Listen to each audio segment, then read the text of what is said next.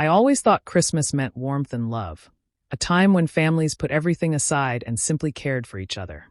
I held on to that belief for years, even when my own family gave me every reason to doubt it. I never expected that one holiday would show me exactly where I stood with them. My name is Alara Vance, and what I learned that week changed everything I believed about family, loyalty, and the people I kept trying to please. Before anything happened, I still hoped things could be different.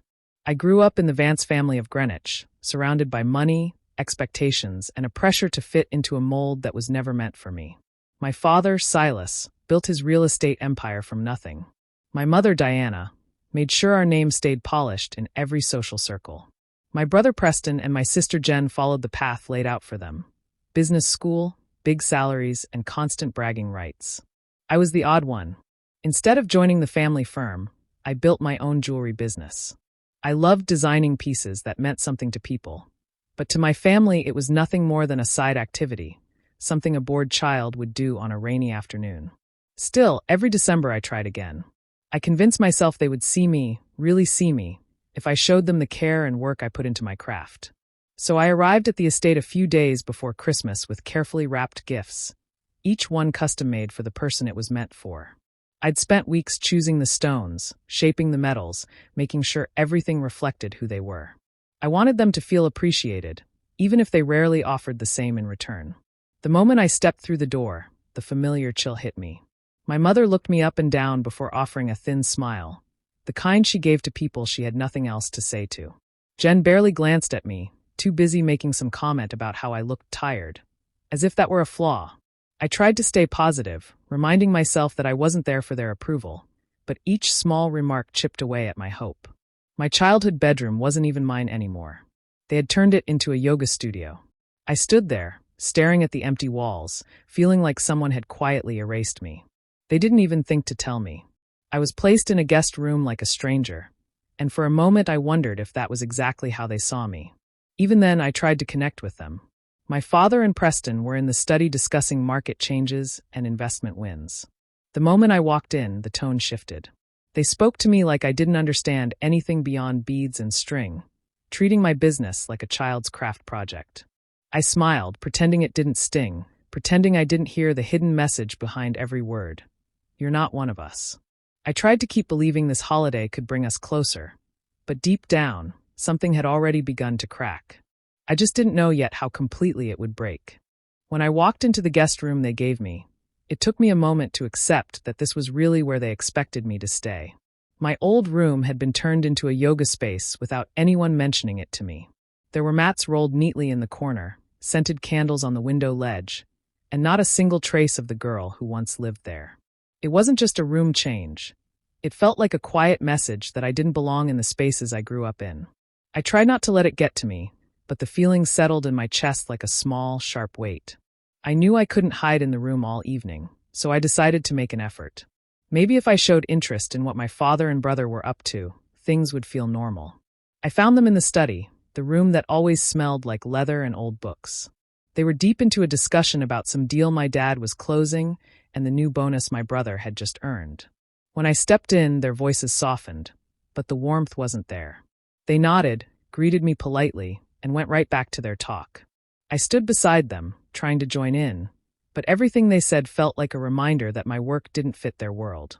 They talked about numbers, profits, and market moves with a kind of excitement they never showed when I shared anything about my designs. My father asked one question about my work, but it was asked with the same tone someone uses when they're trying to make conversation with a stranger. Preston didn't even pretend to care. He just scrolled through his phone and smirked at something he read. I felt like an outsider in a house where I had once run up and down the halls without a second thought. Still, I didn't want to give up. I kept thinking about the gifts I had made for them. Each piece had taken hours to perfect. I had chosen stones that matched their personalities and crafted designs that carried meaning. I believed that maybe, just maybe, those gifts would speak for me in a way my words couldn't. Even if their conversations felt distant, I wanted to show them how much thought I had put into everything. I stayed with them for a while, hoping the atmosphere would relax, but it didn't. Every moment felt like a polite wall separating us. I finally excused myself, telling them I needed to finish unpacking. The truth was, I just needed to breathe. I sat on the edge of the bed in the guest room, trying to shake off the heaviness settling inside me. I reminded myself that I came here with good intentions, and that one cold evening didn't have to define the entire visit. I kept holding on to that small bit of hope. I wanted to believe that this visit could still turn into something meaningful, that maybe the gifts I brought would help them understand the effort and heart I put into everything I did. Even if the night felt distant, I wasn't ready to let the disappointment take over. I wanted to give them one more chance to meet me halfway. I wanted a little break from the noise of the house, so I walked toward the hallway near the study, thinking I could sit for a moment and clear my head. As I stepped closer, I heard voices, not calm ones, but sharp and tense. I stopped without thinking. My name came up, spoken in a tone that made my stomach tighten instantly. I leaned slightly toward the half-open door, not meaning to spy, but unable to walk away once I realized they were talking about me. My father's voice was the first one I recognized. He sounded irritated, not worried or gentle, just annoyed.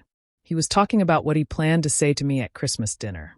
The word he kept repeating was concern, but he didn't sound concerned at all. He spoke like someone preparing a speech, something rehearsed, meant to push me into a corner. I stayed still, barely breathing, afraid that if I moved even an inch, I would give myself away. Then my brother spoke, and it was even worse. He talked about putting together numbers to show me how unrealistic my work was. The way he said it made my chest ache. He wasn't planning to show real information. He was making something up to make my business look unstable. He laughed as he explained how the numbers would wake me up.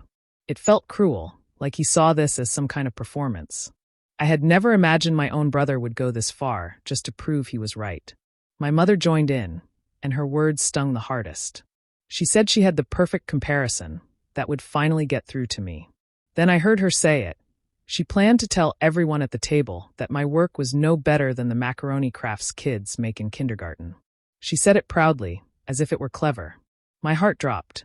She had never taken the time to understand what I did, but I didn't know she saw it as something childish and embarrassing.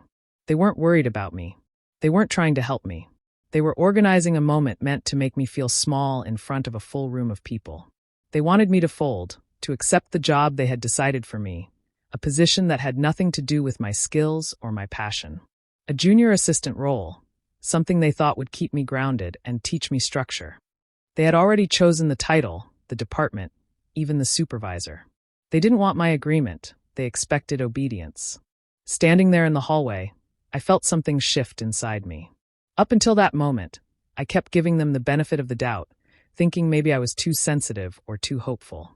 But hearing their plan laid out so casually, like they were planning a party game, made everything painfully clear. They didn't see me as an adult with a life of my own. They saw me as a problem they needed to correct. My hands shook as I stepped back from the door, careful not to make a sound. I felt cold from the inside out, as if the house itself had pushed me away. I walked back toward the guest room slowly, each step heavier than the last. The hurt was sharp, but behind it, something else was beginning to rise, a kind of strength I didn't expect, something steady and quiet. I didn't know what I was going to do yet, but I knew one thing for sure. Whatever happened next, I couldn't let them decide my future for me. I didn't think it could get worse, but then I heard her. My mother's voice, cold and deliberate, carrying a cruelty that made my chest tighten. She explained exactly what they were planning while I was meant to sit at the dinner table, pretending everything was fine. They weren't just going to lecture me or belittle my work. They had arranged for a cleaning crew to go through my storage unit in the carriage house and clear everything out. My childhood, my art, every sketch, every trophy, every letter from my grandmother. All of it was about to be thrown away without a second thought. I froze in place, unable to breathe properly. That space wasn't just a shed full of old items. It was a collection of memories, a place where my life as a child and the dreams I had nurtured were safely kept. Each piece of paper, each tool, every painted rock or clay figure told a story, yet to them it was useless junk. My mother didn't pause to consider how much it meant to me. Instead, she delivered it with a tone of triumph, as if erasing my past was some clever act of discipline. It's time she understood she can't keep one foot in each world, she said. We're renovating the space for a wine cellar. The words hit me like a cold slap. They weren't planning a conversation or even a warning. They were planning to erase me entirely from the spaces I had claimed as my own. The thought of walking into that carriage house later, seeing my memories gone, was unbearable. Then came the sound of laughter. My father, my brother, and even my sister joined in, toasting their brilliant plan as though they were celebrating some great victory. They didn't see cruelty. They saw cleverness. Their amusement made my skin crawl. I imagined them raising their glasses while I was still in the house, oblivious to what they were about to do, completely at their mercy. I thought about the participation trophies I had won as a child, each one a small victory I had been proud of. I thought about the sketchbooks where I had poured every ounce of creativity I had, hours spent shaping ideas into something real. I thought about the letters from my grandmother, each written with love and encouragement. All of it was about to vanish because they had decided it had no value. I wanted to yell, to run, to stop them, but I knew I couldn't. They had planned this down to the smallest detail. Every laugh, every step, every word in their plan was designed to leave me powerless. For the first time, I truly understood the depths of their disregard for me, and the sharp edge of betrayal cut deeper than anything I had felt before. I stepped away from the hallway, my hands trembling, my heart pounding. The weight of what they were willing to do was almost too much to bear, but through the shock, a single thought began to form. If they wanted to erase me, then they were about to find out that I wasn't someone who could be easily discarded. I barely made it back to the guest room, my legs feeling heavy as if they weren't mine. My chest felt tight, and every thought seemed to spin in a whirlwind I couldn't control. The gifts I had carefully prepared, each one wrapped with care and thought, now looked like a cruel joke. They represented the love and effort I had poured into something I hoped would matter, yet in my family's eyes, it meant nothing. They were reminders of how little they valued me, and the sight of them made my heart ache even more. I sat on the edge of the bed, staring at the packages, my mind racing. For a long moment, I didn't move, just letting the weight of betrayal settle over me. Then, without thinking too much, a quiet decision formed. I couldn't stay here. I couldn't sit at that table and endure the humiliation they had so carefully planned. I knew exactly what I had to do. I began to pack my bags. I moved quickly, almost on autopilot, slipping clothes and essentials into my suitcase. I didn't need to take everything, just enough to leave and reclaim some part of my life. The gifts stayed behind, untouched on the bed. I didn't want them. They didn't need to see what I had made for them. In that moment, leaving them there felt like the final acknowledgement of everything they had already dismissed. My effort, my love, my life. I crept to the side door, heart pounding, listening for any sound that might betray me. The house was quiet, the distant murmur of their voices faint through the walls. I opened the door and stepped outside, feeling the crisp winter air hit my face. Each step away from the estate felt like a small act of liberation, a reclaiming of space that had been stolen from me in more ways than one. Once in the car, I didn't even start driving immediately. I sat there for a few minutes, letting the reality of what had happened sink in. Shock gradually gave way to something colder, sharper, fury. I felt the weight of their judgment, their plans, and their laughter transform into determination. They had underestimated me, dismissed me, and assumed I would obey without question. They were about to find out how wrong they were. I called Maya as soon as I could, my voice tight but steadier with every word. Hearing her familiar tone was like stepping into sunlight after a long, dark winter. She reminded me of who I really was, not the version they tried to define, but the person who had built a business from nothing, who worked tirelessly, who deserved recognition and respect. I told her everything, the betrayal, the humiliation, and the plan they had for me. She didn't hesitate. She told me I was strong, talented, and more than capable of creating a life that no one could destroy. For the first time that evening, I allowed myself to breathe fully, to feel some clarity amid the chaos. The estate faded behind me, but a new resolve began to grow, one that would not be silenced, ignored, or humiliated again. I was done running in their shadows. I was ready to take my life back on my terms. Back in my Brooklyn apartment, I finally felt the weight of the day start to lift, replaced by a sharp focus I hadn't expected. This space was mine, entirely earned, built from years of hard work, long nights, and sacrifices my family had never acknowledged. Walking through my workshop, I saw the rows of tools, the half-finished designs, and the piles of gemstones waiting to be transformed. Each piece reminded me that I had created something real, something of value, something they had chosen to belittle. I sat at my desk, scanning the growing list of clients waiting for their custom pieces. Orders lined up weeks in advance, requests filled with trust and excitement for my work. My eyes then fell on an unopened contract from a high-end boutique I had been dreaming about for months. Signing it would change everything. It would triple my business, elevate my reputation, and open doors I hadn't dared to hope for when I was constantly fighting for my family's approval. The hurt from the morning still lingered, but it began to shift. Instead of frustration or despair, a clear, cold determination took over. I didn't need to shout, argue, or prove anything to them. I didn't need to confront their cruelty or explain why my work mattered.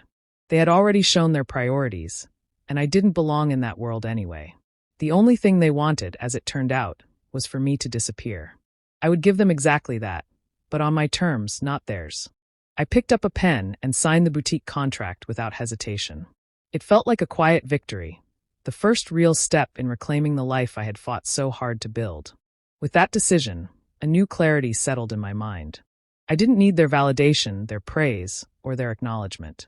My success wasn't dependent on their approval, and I would no longer let their opinions shape my self-worth. After finalizing the contract, I turned my attention to the approaching holiday. This time, I would celebrate Christmas on my own terms. I set out decorations in my apartment, pulling out lights, ornaments, and a small tree that filled the space with warmth. I prepared a playlist of music that made me feel alive and started planning a quiet, joyful day for myself. I baked a few treats, laid out a modest gift for myself, and arranged my workspace so it felt inviting and inspiring. For the first time that season, I felt a sense of peace.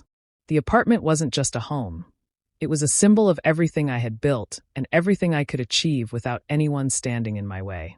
I realized that the best gift I could give myself wasn't something wrapped in paper. It was the freedom to define my own life, to create and succeed without interference. That evening, as I sipped a glass of wine and watched the lights glow softly across the room, I felt a quiet satisfaction. The plan had shifted from reacting to their cruelty to embracing my own power. I wasn't just surviving, I was thriving. And this Christmas, for the first time, it was truly mine. Christmas morning arrived quietly in my apartment, without the usual rush or tension that came with the Vance estate. I moved deliberately, gathering a single box and carefully wrapping it. I didn't need to fill it with gold or gemstones this time. This gift wasn't about decoration or luxury. It was a symbol, something that would carry a message far stronger than any jewelry I could create. Inside the box, I placed a small, transformed object from my past. Something that reminded them of what they had dismissed, but reimagined in a way that showed my growth and independence. Along with it, I typed a short note, simple but firm, explaining the choice I had made without anger or pleading. The words were calm, measured, and final. I didn't need to justify myself. I didn't need to beg for acknowledgement. The message was clear. I was removing myself from their world entirely, and I was doing it on my own terms. Once the package was ready, I arranged for overnight delivery to the estate, making sure it would arrive just in time for their carefully staged Christmas dinner. Every detail of the plan was precise.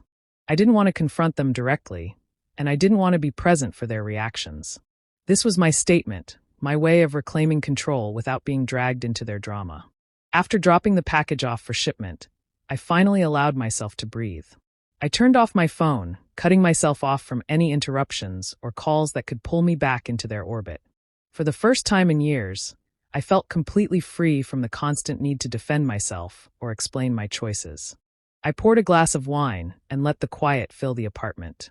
The familiar hum of my Brooklyn space, the soft light from the tree, and the aroma of fresh-baked treats all came together to create a feeling I hadn't experienced in a long time: peace. I spent the day with Maya, my closest friend and unwavering supporter. We talked, laughed, and enjoyed simple holiday pleasures without worrying about appearances or social expectations. There was no judgment, no criticism, no hidden agenda, just warmth and genuine companionship. For the first time that season, I felt that I belonged somewhere, and it wasn't defined by money, titles, or family drama. As the hours passed, I realized the true power of my choice. By stepping away silently, by sending a message without confrontation, I was asserting my independence and reclaiming my life. The gift I had sent wasn't just for them, it was for me. It was proof that I no longer needed to be present to prove my value, to argue for recognition, or to endure humiliation. I could celebrate my achievements and my joy on my own terms. That Christmas, I felt a contentment deeper than any celebration I had ever known at the estate. I wasn't just avoiding their cruelty. I was thriving in my own space, surrounded by the people and things that truly mattered. For the first time, absence became a gift that empowered me rather than a punishment I endured. The Vance estate was alive with the usual holiday chatter, but a strange tension hung in the air. Guests murmured politely, passing appetizers and exchanging small talk, yet something felt off. Every glance toward the head of the table ended in disappointment, as if someone important had vanished. My chair remained empty, and with it, the carefully arranged plan they had crafted to embarrass me began to unravel. Diana's composure started to crack almost immediately. She tapped her nails against the table, her eyes darting toward the door and then back to the guests, as if willing me to appear. Her voice rose slightly as she spoke, pretending to carry on normal conversation, but the strain was unmistakable. She tried calling me, her fingers trembling slightly as she punched in my number again and again, only to be met with voicemail each time. Her frustration grew, her calm facade dissolving into irritation and panic. Preston and Jen exchanged uneasy looks, clearly noticing the ripple of tension spreading across the table. Their carefully rehearsed lines and planned gestures now felt empty. Preston tried to redirect attention to his latest achievements. Jen made a few pointed comments about family obligations. But no matter what they said, the missing element, the target of their staged humiliation, made the evening awkward. The carefully orchestrated plan, designed to make me squirm, now only highlighted their failure to control the situation. As the meal continued, a courier arrived at the front entrance. A bell rang softly, and Diana's eyes immediately fixed on the package. She gestured for someone to bring it to the table. The anticipation in her expression was palpable, a mix of excitement and anxiety, though she had no idea what the contents held. The guests watched curiously as the box was set in front of her, waiting for the spectacle she had imagined. Diana hesitated for a moment, glancing around to make sure everyone's attention was on her. With a flourish, she lifted the lid. The family leaned in, curious and slightly impatient. For a brief instant, a quiet hush fell over the table. They exchanged puzzled looks as they examined what was inside. The object wasn't extravagant or flashy in the way they expected. It wasn't designed to awe or amuse.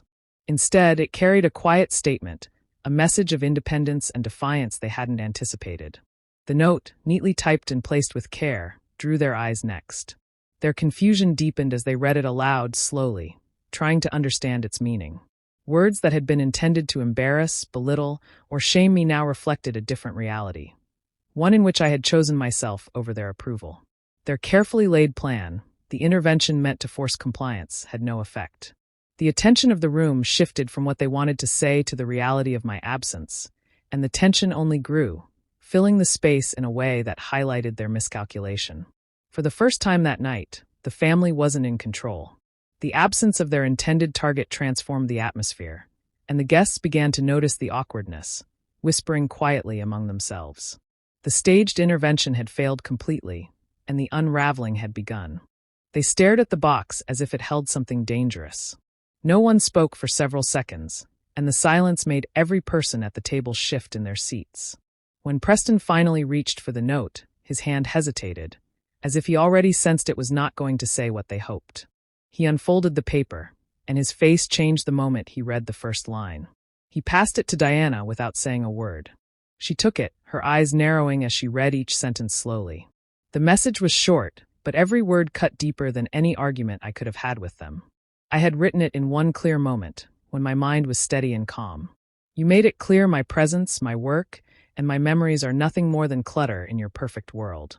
I am giving you the gift of my absence. You will never have to be embarrassed by me again. Consider me officially removed. Ilara. The room felt colder the moment she finished reading.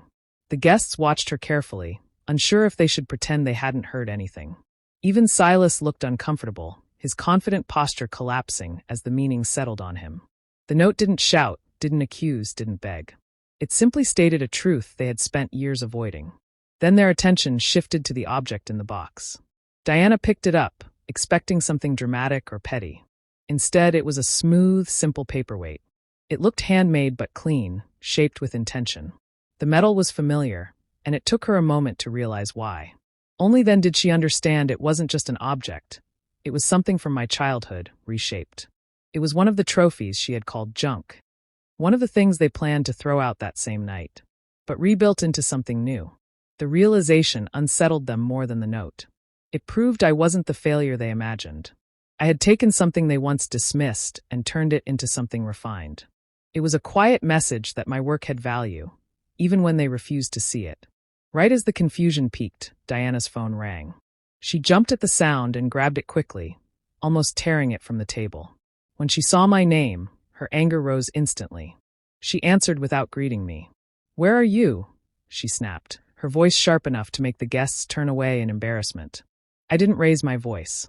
I didn't rush. My tone was calm, steady, and peaceful. I was sitting on my couch with a warm blanket around me and soft music playing in the background. Maya laughed quietly beside me, mouthing, "You got this." "I'm exactly where I belong," I said. "Far away from all of you." Diana's breath caught, and the table fell silent again. I didn't give her time to argue. "Did you enjoy my gift?" I asked, my voice soft but unshakable. Before she could respond, I ended the call. And for the first time in my life, the silence that followed felt like freedom. I didn't wait for their calls, messages, or excuses. Once I hung up on my mother, I blocked all their numbers, along with anyone who might try to relay their complaints or pressure me in any way. I wasn't interested in their arguments or apologies. My life, my choices, and my work no longer belonged to them. The past was behind me, and I was determined to move forward without interference. Weeks passed, and the energy in my Brooklyn apartment shifted from quiet solitude to focused productivity. New Year's Eve arrived, but instead of reflecting on family drama, I was immersed in my craft. My workshop had grown, expanded to accommodate more tools, materials, and designs than ever before. Machines hummed steadily, jewelry pieces gleamed under the warm lights, and my small, dedicated team moved efficiently around me. The excitement of preparing my first major shipment for the boutique filled the space with purpose and anticipation. Each piece packed was a testament to the effort, creativity, and dedication that had always been mine alone. The day passed in a blur of careful work and quiet satisfaction. Every decision, from the placement of tools to the order of the pieces, was mine. There were no interruptions, no criticism, no judgment. Only the rhythm of creation and the satisfaction of watching my efforts take tangible shape. The boutique shipment wasn't just a business milestone. It was a symbol of independence, a demonstration that I could thrive entirely on my own. As I was labeling the final box, a letter arrived. I wasn't expecting it, and I didn't need it, but I recognized the handwriting immediately. Uncle Leo. He had always been the only one to voice any concern, the only one who had seemed unsure about the way my family treated me. I opened the envelope with curiosity rather than hope, and inside was a single line. "I'm sorry. Your work is beautiful." No explanations, no pleas for me to return, just acknowledgement. I felt a soft warmth spread through me, a quiet, serene satisfaction. It wasn't about validation.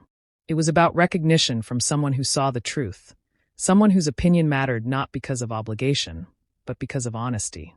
I smiled, a calm, gentle expression that came from the knowledge that I had built this life myself. The struggles, the betrayals, the long months of doubt and isolation, they had led me here, to a space of freedom and self-made success.